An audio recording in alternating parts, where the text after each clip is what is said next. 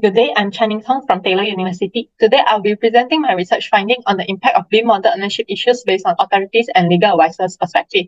In Malaysia, BIM is a key technology under Construction 4.0 strategic plan. As reported by the Star, starting August 2024, BIM is mandate for building projects exceeding 10 million, marking a significant step towards construction digitalization.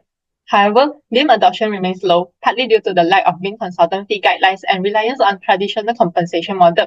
In contrast, the Royal Architectural Institute of Canada has introduced BIM service guideline, raising schematic design and design development fees from 12.5% to a range of 20 to 25% for BIM project. Next, the absence of BIM-specific contract is another issue, as existing agreement fail to address the legal status of BIM data or to include necessary provision.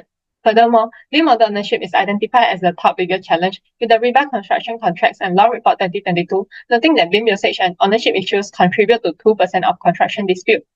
This leads to two research objectives: to examine the feasibility of BIM model ownership process in the standard form contract and to develop an impact detailed model for BIM model ownership provisions in Malaysian construction industry.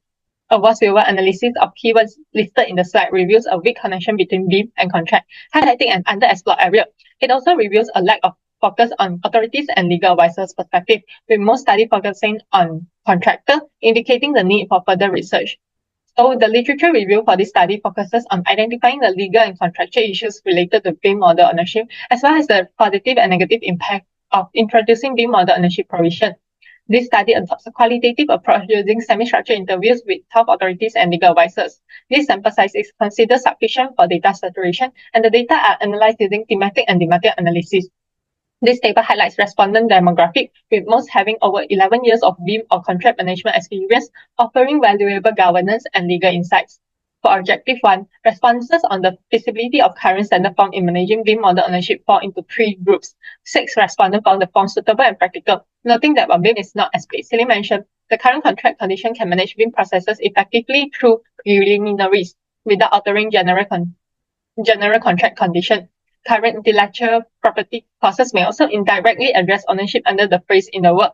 However, 5 respondents disagreed, stating that current contracts do not reflect BIM, leading to unclear ownership and potential dispute. They suggested amendments to make BIM clauses legally enforceable. One respondent felt the form was suitable but impractical due to unclear post-construction ownership, complicating life cycle management. To balance this view, a set of supplementary particular condition has been proposed. This allows for BIM-related clauses without changing general contract terms.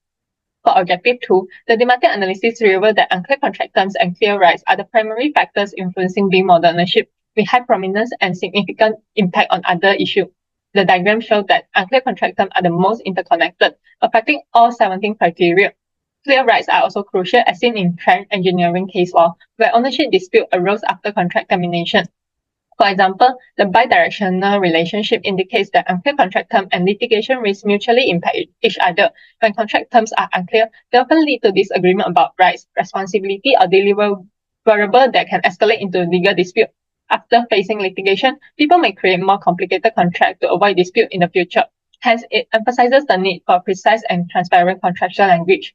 Conversely, the unidirectional relationship is demonstrated by litigation risk influencing collaboration barrier, as shown by the dotted line in the diagram. Increased litigation risk discourage trust and open communication among stakeholders, thereby hindering collaboration.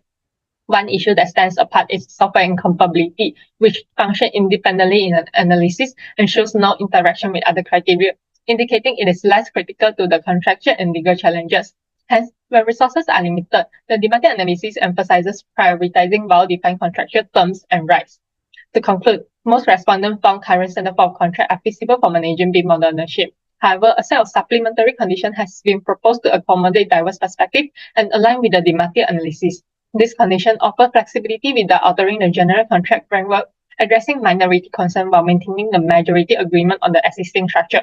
Therefore, this study contributes by addressing knowledge gaps through the perspective of authorities and legal advisors, and proposes practical solutions to BIM model ownership challenges with actionable contract conditions that simplify legal complexity and introduce a detail-based tool to systematically identify and prioritize critical factors in BIM implementation.